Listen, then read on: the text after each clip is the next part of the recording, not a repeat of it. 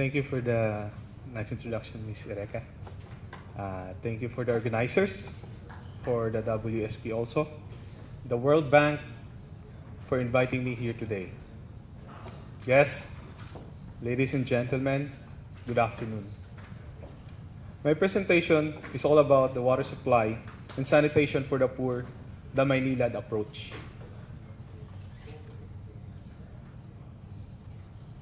For the outline of my presentation, I will be giving you the brief background about the Philippines and Metro Manila, and I will also give you the salient profile of my company as well as our operational snapshot.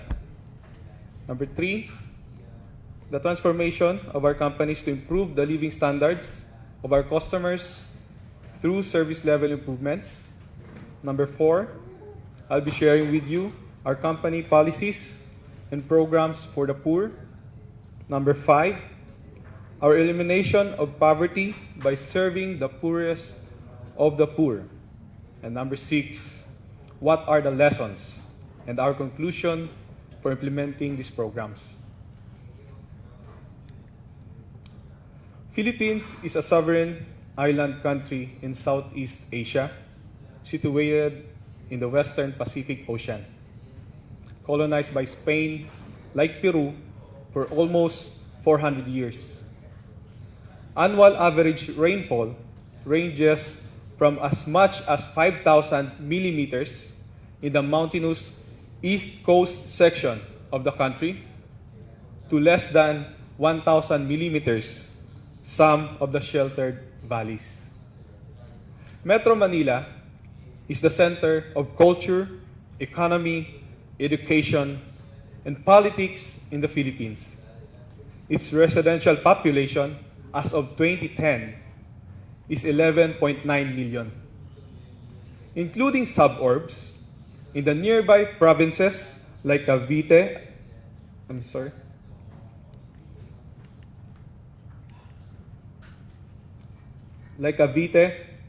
Laguna, Rizal, and Bulacan. We are roughly 22 million. Okay, this is what you will see if you will go to the Philippines. The slum area and the business district in Manila shows the deep gap between the rich and the poor. This is where the rich people live, some in the high-rise condominiums and also in the posh area on the gated community. As you could see, the green area here. And also on the other side are our slum areas where people coming from the provinces, like also in Peru, migrated to the city of Manila. So Manila is plagued by many critical problems that hinder its development. Rapid population growth due to the urban migration through the port of Metro Manila has brought so many problems to the city, especially the illegal settlers, and high poverty incidents occur. Pollution and concerns with urban environment and services like transportation, air quality, clean water supply, solid waste, etc. are also becoming a problem. And worse, poor urban planning has resulted in damages from calamities such as the floods, from typhoons, and monsoon rains. This is my company. We have the largest customer base in the Philippines at around 1.129 million, serving a population of 8.4 million.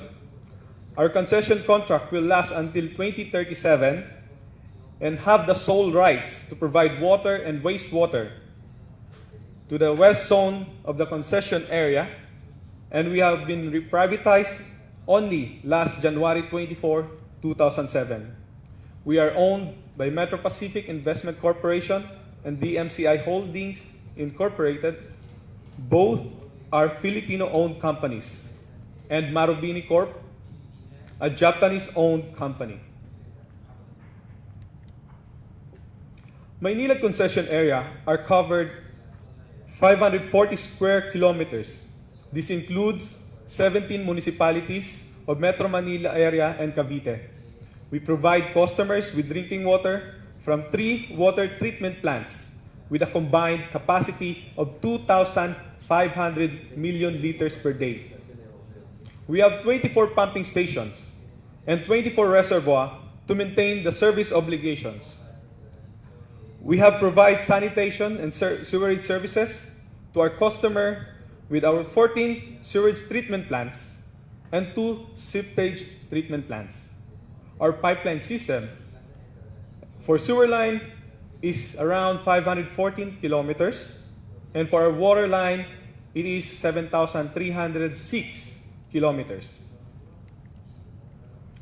This is our transformation. We start from our investment to modernize the water and wastewater infrastructure in the west zone of the concession area. We spent around $840 million to rehabilitate, modernize, and expand our operations. We also have to invest more to protect the environment and safeguard the supply of our current and future customers. We have improved our service level of obligations. As you could see on this chart, our service coverage at the end of 2013 is at 96% already, as compared to 2007, which is at 80.5%. Our 24-hour services is 98% already, a significant improvement from 46% only in 2008.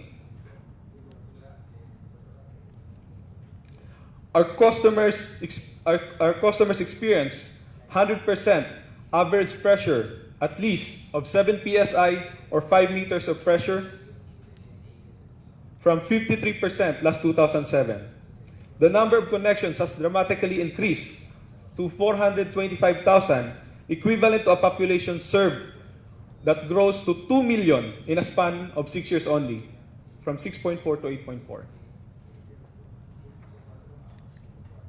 This is the representation of my company's transformation from 1996, 2006. 1996 is the year before the privatization from government to private.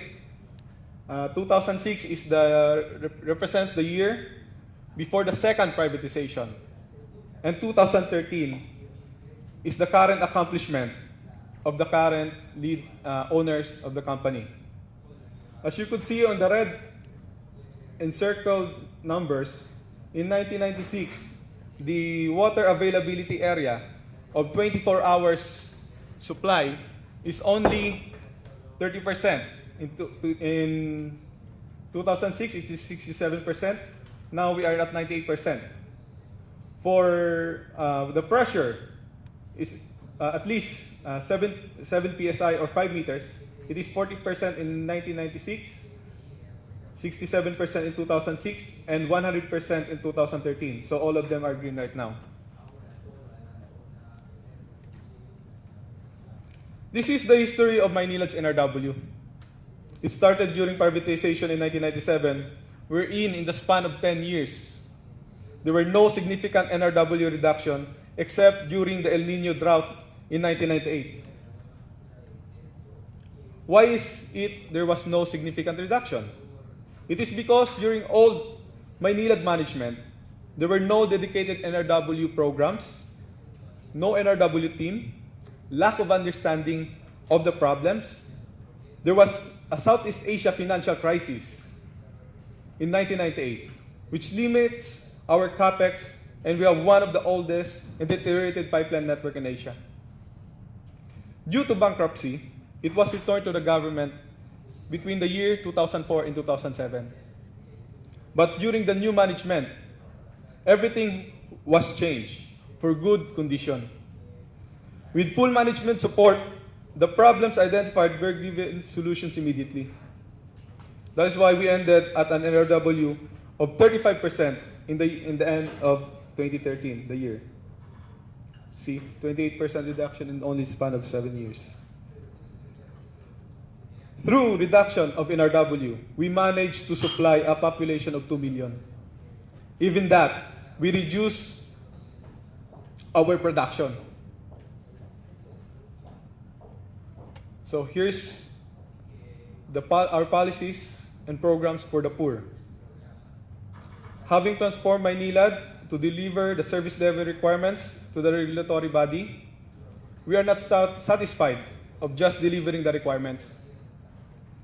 As what our top management says, we should be improving people's lives as our company grow. These are the list of Maynilad policies and programs for the poor of Maynilad. Number 1, septic tank cleaning. Number 2, wash and drink stations. Number 3, meter banking. Number 4, discount of lifeline customers. And number 5, the Samahang Tubig Maynilad. Let's go to the number 1. Oh, I'm sorry. Yes.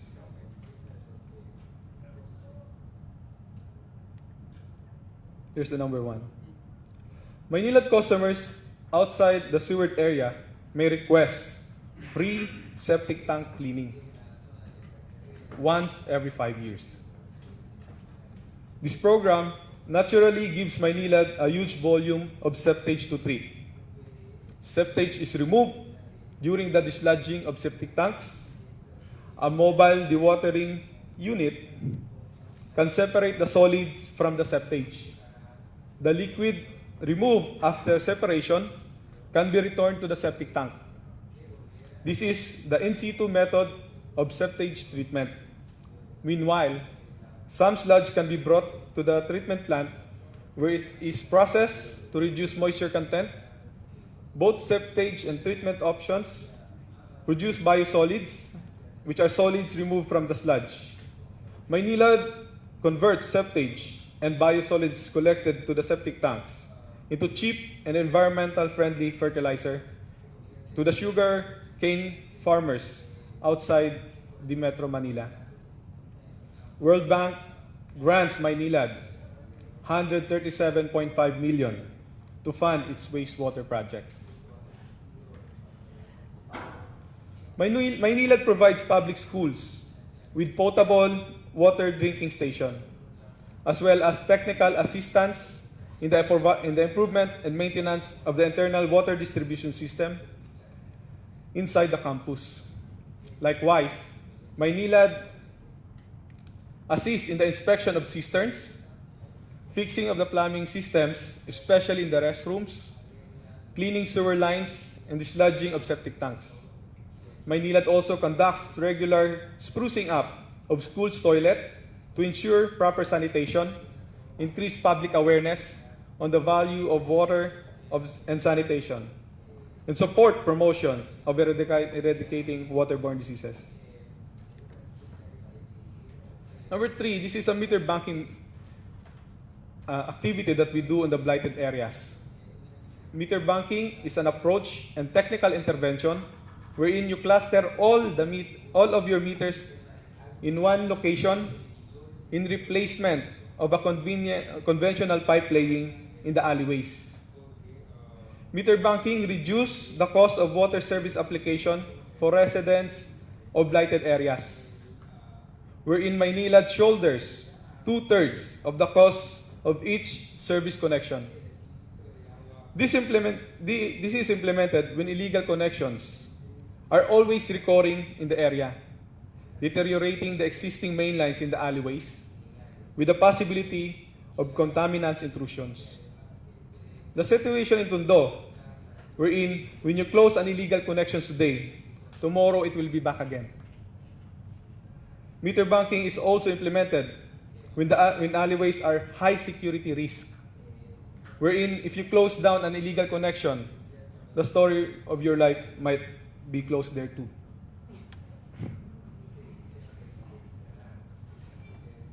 This is the discount to our lifeline customers. We give 41% discount to those who consume 10 cubic meters or less every month. Beneficiary constitute roughly 19% of our customers' residentials. And it follows the cross-subsidy system. as you could see here, we have a customer A, B, and C consuming 9 cubic meter, 10 cubic meter, and 11 cubic meter respectively. As you could see, A and B has very small difference between the two. It is only 2.37 and 2.4 respectively. But if you exceeded the 10 cubic meter, there is a dramatic increase of $1.5 per cubic meter. And this is our Samahan Tubig Maynilad. It is like also what I've heard this morning. It is a community-based water management wherein communities of informal settlers are often forced to procure expensive and unsafe water from illegal water retailers because they cannot submit proof of land ownership and pay water service connection fee. As a result, health and living conditions in these poor communities continue to deteriorate. STM has developed to address the problems of water inaccessibility and irresponsible water use in Maynilad's concession area. This program empowered residents of the community through the funding of small-scale livelihood projects. As you could see, they were trained to produce water-based products which we will be using for our marketing, and also we help them to sell them to the small grocery stores. We piloted this program in Barangay 123 in Tondo, where I manage, where over 1,000 households benefit from bulk water system installed in their community. It has already won a top prize in the International Water Association in the United Kingdom last 2011. This is my area where I manage, serving the poorest of the poor. Tondo is a densely populated district. It has a land area of only 5.64 square kilometer. But the population is 628,000, 106,000. Can you imagine the density of people living in that area? It's 111,000 persons per square kilometer. Tondo Business Area has 74,300 water service connections with 3 public faucets. Our personnel ratio per water service connection is 1.08 per 1,000 water service connection.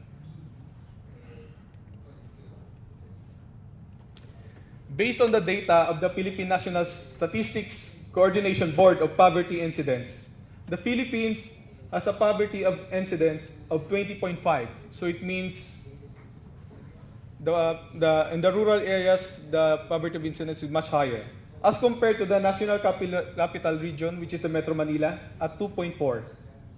But my business area, which I handle, I have the richest and the poorest in my area, under the Tondo business area.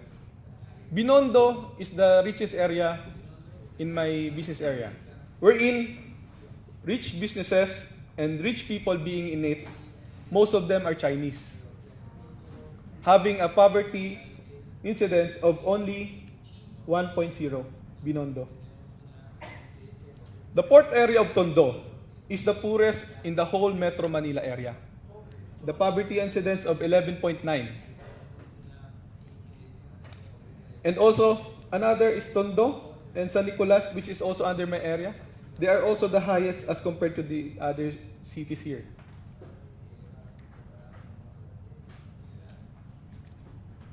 This is our challenges in Tondo, BA. Poor families do not have access to pipe water supply because the lot where they live is occupied illegally. Maynilad is not allowed to connect directly to the residents, or we will face legal cases from the owners of the land. Customers come from low-income bracket, and usually the incidence of crime in that area is very high. To give solution to the problem, the public faucet is the innovative approach to overcome this problem. This is one of our solutions wherein we have to install the public faucet the Maynilad way. We call it the hilahos, or meaning drag the hose, literally.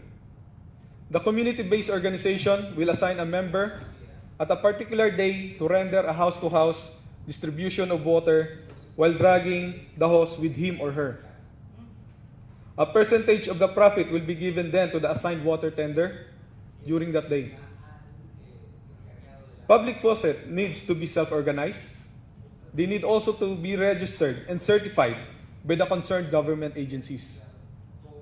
The social empowerment by selling water at a controlled discount rate set by Maynilad.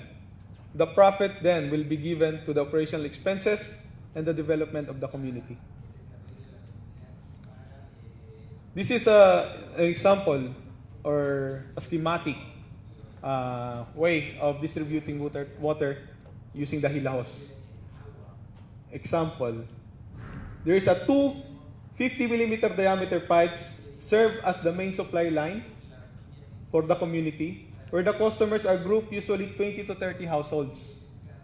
And on each group, there is a 1 by 13mm hose, 120 meters in length, to supply the group, and each hose is managed by one coordinator. As you can see here, there are rubber hose that will be dragged by a coordinator on these houses.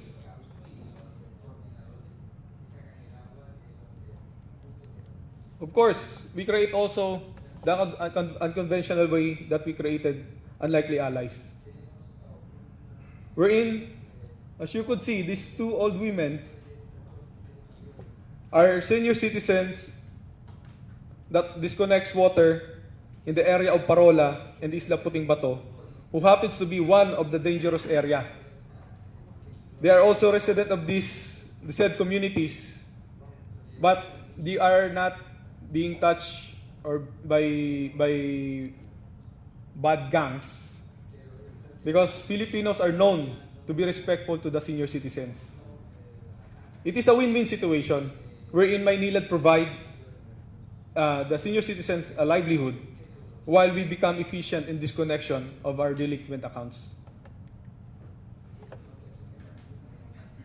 We have also the program we call Muling Ibalik Service Reactivation Program, means Muling Ibalik, bring back. Muling Ibalik Service Reactivation Program was implemented in order to reactivate customers to initially pay only 10% of their arrears for them to be connected, and the remaining 90% will be distributed 24 months maximum.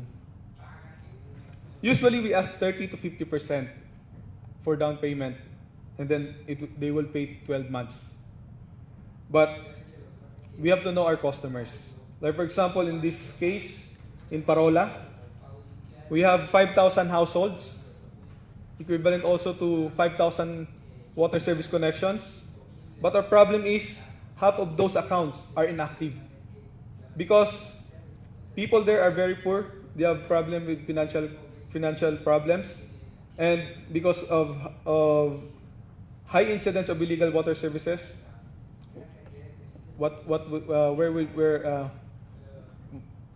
it's free, so they have to go there because they have no money. So this year we have a project in 2014. We have implementing the biggest meter banking project, as you could see the number a while ago, in Parola. So we are very successful right now. We market this program for those households, and it was very enticing for them. Many of those inactive accounts were being activated already as per the initial implementation of this project. We have also a Maynilad sa Komunidad Help Desk, wherein it is a kiosk manned by our zone specialists, our man on the field, which are daily going to the field and in contact with the customers, which is our frontliner, and he accepts the customers' queries, applications, and complaints. This is usually positioned on a barangay hall, the smallest government unit in our country. Being close to our customers allows them to save time for our customers, money, and energy. Plus, they feel our presence in the community. Last, we are caring but firm in enforcement of our policies. We counsel, discipline, and instill accountability to our customers. The sample case of Sitio Damayan, in which this place is an impoverished slum community that doesn't receive any subsidy from the government. This community is located also in Tondo, located in the North Harbor. The population of Sitio Damayan rely only on the charcoal industry for their daily bread. They work here as wood burners or charcoal packers. The average income per day is way below the minimum wage standards in the Philippines, which is our minimum wage standard is $10 a day. But many workers earn just $1 to $2 a day. But Maynilad is firm. If they don't pay their bills, we will disconnect them. But even at this place where high incidence of poverty occur, our tariff rates is very affordable. That even these people, the poorest community, like Sitio Damayan, is able to pay for their water bill on time. So they have a good credit standing for us, their public faucet. Lessons learned. In order for a water utility to shift from transactional relationship to partnership relationship with our customers, we should treat our customers as individuals, not as accounts. We should have intimate knowledge of our customers, will allow us to serve them better. Let us also serve them with sincerity to gain customer trust and support. This is the story of Isla Puting Bato, wherein it is a small community with a big population located over a breakwater in Manila's Visayas Harbor, as you can see. If you translate in English the name Isla Puting Bato, it will be translated as a white rock island. But urban legend says it is named after methamphetamine or crystal meth. This is the laboratory of what we call crystal meth. It is composed of 466 households, haven of illegal activities and criminalities. It is hard for law enforcers to come inside the community, not unless they are in full force. The community has severe lack of basic services, such as health and sanitation. The population's compositions are typical urban, poor coming from the provinces in hope to live a better life, in which, in this case, they are not. But through the public faucet that Maynilad organized this community, as you could see on the picture, the profit that they gained from the public faucet, they managed to buy a house, demolish it, and create a right-of-way for their community, wherein at around 200 plus households benefited from it. And not only that, before, this is a muddy way. But again, through the profit that they get from the public faucet, because we gave them a discounted price, they managed also to put a concrete pavement for the community who is living far to the sea. And also, not only that, the community-based association managed to shoulder some of the expenses of the schools, a small school on that breakwater, to pay for the salary of the teacher and some feeding program for the children. For my conclusion, let me end this story. Everything was changed in this incident happened last May 11, 2012. Most of the stilt houses were burnt down. This happened during nighttime. There was one casualty. It was like inferno down there. 1/4 of the community was put into ashes. Many had to jump in the water, where most of the residents throw their fecal excretions at that bay. Maynila thus mobilized a team to assist the firefighters in the area. It was difficult to extinguish the fire because the road was very narrow and people are stampeding. When we visited the site in the morning, after the fire was declared out, it was heartwarming to hear from one of the very victims that he said, "Who are those people? Are they from Maynila? Let them pass, for they will help us. Don't let the TV crews go inside, for they do nothing." That shows how our customers value us most in their community. Thank you.